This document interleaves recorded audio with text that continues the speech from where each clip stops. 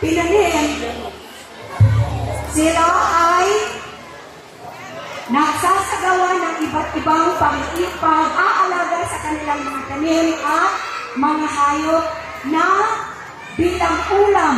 Kasi habang hindi pa tapos ang pag-aani, hindi pa sila pwedeng kumain ng kahit anong manggagaling sa bukid.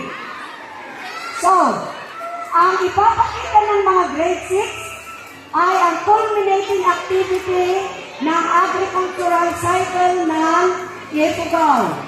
So, bago magtapos at magsimula ang isa pang cycle, sila ang mga matatanda at ang kagamian or the so-called tumon-up, the richest in the community will conduct the luwa or the huwa. And part of it is the punok. Ang punok ay isang practice din, particularly in the town of Hongduan. So baka napapanood ninyo ito sa Facebook. Ang punok ay isang practice ng mga taga-Hongduan na kung saan ang 3 barangay o kaya 4 ay magsasalubong sa 1 kilo called Penunipukana or doon sa pinagsalubungan ng 2 ilog. So doon sila mag-tug of war.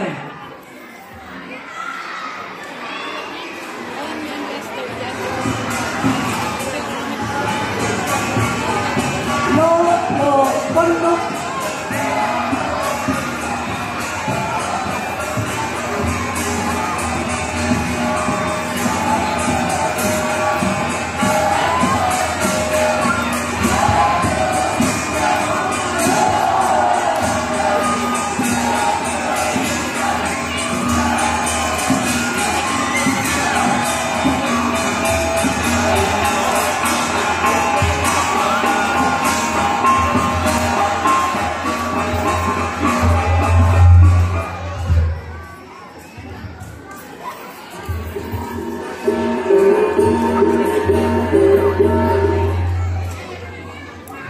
Ngayon, itatali ang parang scarecrow ito.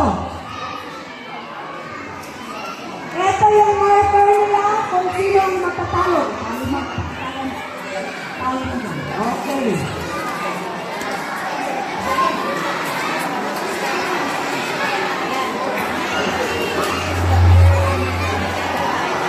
So kung kanina napunta ang ulo o kaya kanina napunta ang scarecrow, sila ang panalo.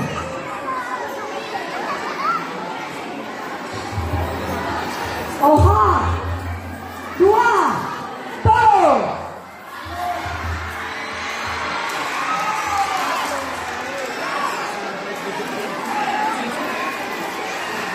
So hindi rin patatalo ang mga babae kasi gusto nila pati sila.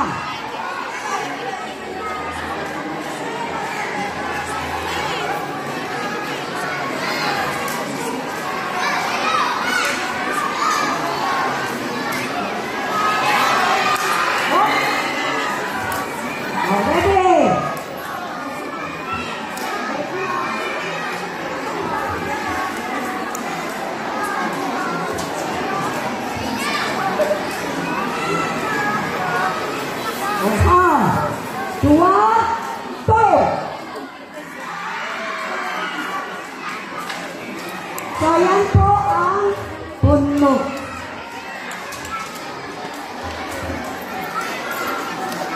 Kapag natapos yan, is a festival.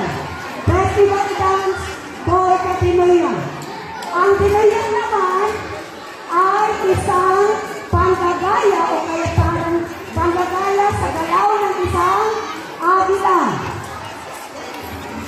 So, kapag ang agila ay naghahandang lumipad, ginaganyan muna.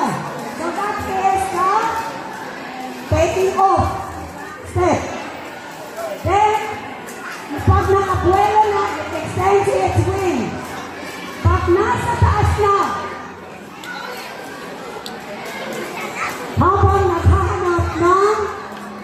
mabuhang pagkain. Kapag nakakuha na siya ng pagkain, so, bumaba na siya. Ready? If now, done.